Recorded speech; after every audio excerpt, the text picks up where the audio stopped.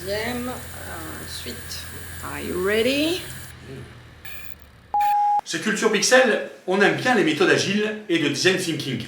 Parce qu'à chaque étape de notre activité, on a besoin de se projeter et de se réinventer et d'écrire les nouvelles étapes de l'aventure entrepreneuriale. Alors c'est quoi l'agilité et le design thinking et comment l'utiliser pour votre projet? Pour commencer, il faut se demander ce que vous êtes en capacité d'investir. Vos intentions, quels usages vous pouvez toucher. Ça, c'est ce qu'on appelle... Le why, le pourquoi. On va voir ça dans le premier chapitre.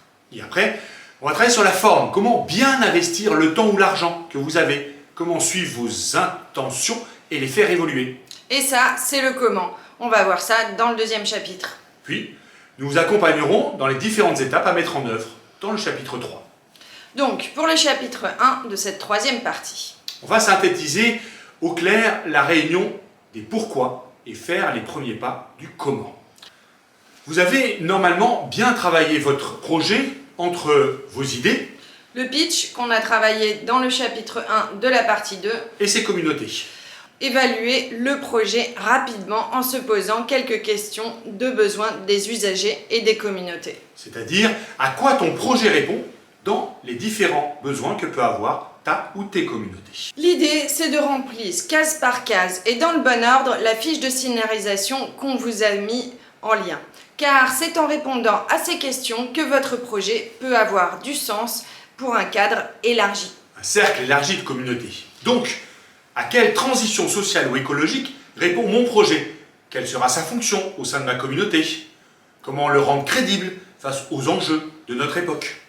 Et puis, vous allez chercher des projets qui vous plaisent, qui vous ressemblent. On va appeler ça les cas inspirants. Ça va vous permettre de comprendre si ces modèles fonctionnent et sur quoi ils sont basés. À quel tarif aussi. Ça y est, vous avez votre idée, les cas inspirants et l'intuition que ça peut marcher en regardant ce que fait la concurrence et ce qu'aiment les gens. Maintenant, on va écrire le plan pour que cela fonctionne en mode digital. C'est un peu la même chose que pour une activité physique. Sauf que là, on va essayer de travailler avec des méthodes qui ont fait leurs preuves dans les cultures libres, les méthodes agiles et les méthodes coopératives. C'est-à-dire qu'on va arriver à déterminer petit à petit, pas à pas, ce que l'on va réussir à faire en gardant comme cap ce que l'on s'est donné comme objectif.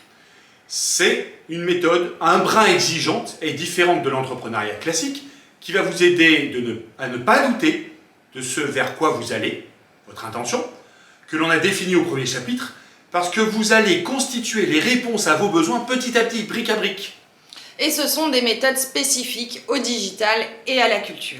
Mais comme avec les outils numériques, on peut modifier l'objet réalisé, site, réseau social, contenu, etc., en permanence, qu'on peut aussi l'améliorer en permanence, notre parti pris est de vous conduire à penser agilité et flexibilité dans vos actions, avec une rigueur des intentions. Il faut d'abord déterminer quand est-ce qu'on va s'arrêter, c'est-à-dire de la première itération, du premier pas, celle du lancement de votre activité. L'enjeu est de ne pas perdre des plumes et de ne pas se ruiner la santé ni le compte en banque. Alors comment faire? Répondre aux questions à partir de vos intentions. Combien de temps je vais avoir pour faire ça? Combien de temps je peux y consacrer? Quels sont les moyens que je peux y mettre? En termes financiers, en termes de réseau professionnel, amical, le timing, en termes de planning de développement et en termes de savoir-faire. Qu'est-ce que je sais faire? Qu'est-ce que je vais devoir faire en prestation ou à d'autres?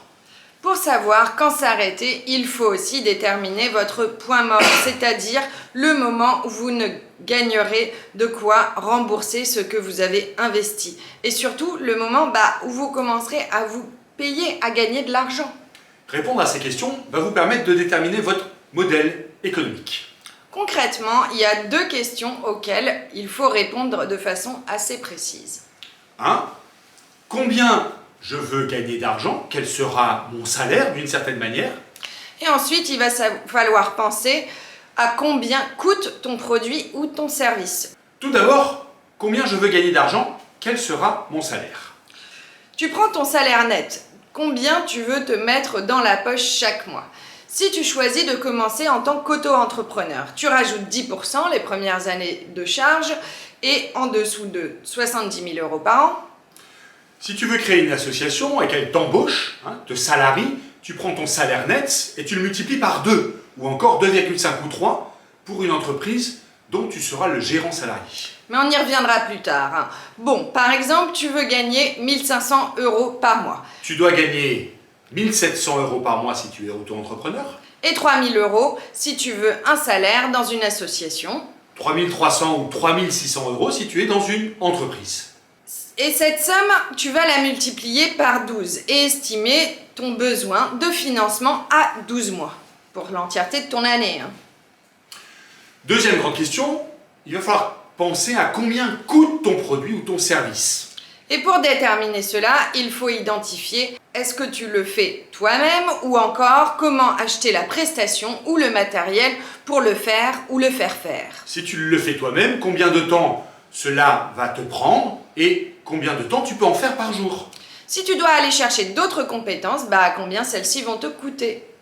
Combien ça coûte de faire de la création en passant par la production, la commercialisation, mais aussi et surtout la diffusion. Donc par exemple, je sais jouer du piano, mais pas enregistrer. Soit j'apprends à le faire, soit je paye un studio. Et là, tu calcules tous les coûts de tes prestations, puis tu rajoutes à peu près 10 à 15% pour des frais administratifs, on ne sait jamais. Mieux vaut avoir un peu trop économisé que de se mettre dans le rouge. Essaye de faire ces petits calculs avec des tableurs qu'on t'a fournis et surtout, désespère pas, on t'accompagne dans les prochains chapitres à voir comment avancer facilement. Excellemment vôtre.